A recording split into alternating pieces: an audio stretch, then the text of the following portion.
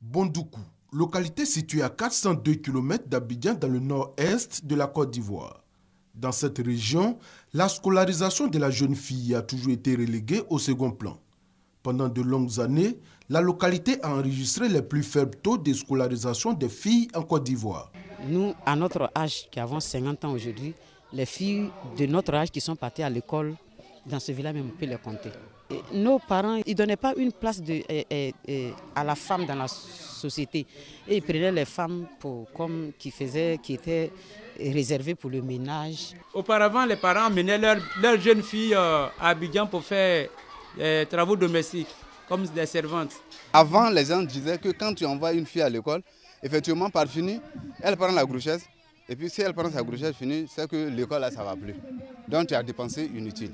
Mais ces pesanteurs culturels semblent avoir évolué. Aujourd'hui, de plus en plus, l'on note une amélioration de la scolarisation des filles. Les jeunes filles sont en priorité. C'est quand on veut faire le recrutement même, c'est les élèves, les enfants, les filles qu'on prend en priorité. La scolarisation de la jeune fille s'est considérablement améliorée, mais nous pensons qu'il y a encore des efforts à faire. Et cette amélioration du taux de scolarisation de la jeune fille réjaillit aussi sur le taux de scolarisation des jeunes garçons également.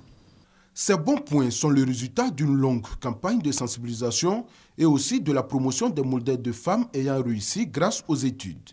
Mais si ces résultats sont à encourager, le suivi des enfants à l'école demeure encore une autre préoccupation. Les enfants viennent tout seuls s'inscrire, surtout les jeunes filles.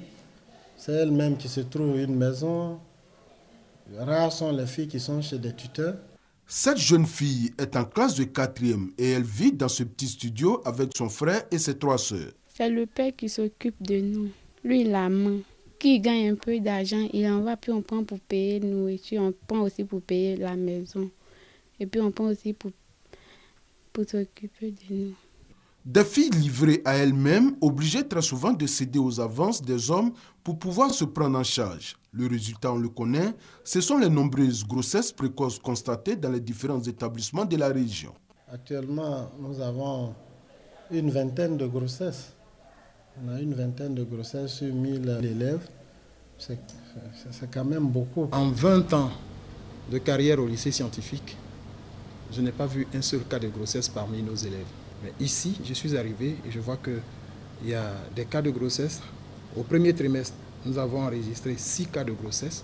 Une jeune fille qui tombe enceinte, qui accouche, tout le village la fête. Et donc le voisin qui est à côté dit à sa fille, mais à quel moment tu vas me faire aussi un enfant? J'ai eu des cas l'année dernière, mes élèves de 5e qui étaient enceintes. Et cette année, je les retrouve dans la ville déscolarisées. Si de nombreux efforts sont consentis pour améliorer le taux de scolarisation des jeunes filles, qui est aujourd'hui de plus de 45% dans la localité, ce n'est pas encore totalement le cas pour l'élimination des grossesses précoces en milieu scolaire. Déjà pour ce premier trimestre de l'année 2016, plus de 40 cas de grossesse sont enregistrés dans la région et l'âge des concernés est compris entre 14 et 16 ans. Selon les responsables des établissements, ces grossesses sont contractées pour la plupart pendant les vacances scolaires. Ils interpellent donc les parents d'élèves à s'impliquer dans la lutte contre les grossesses précoces.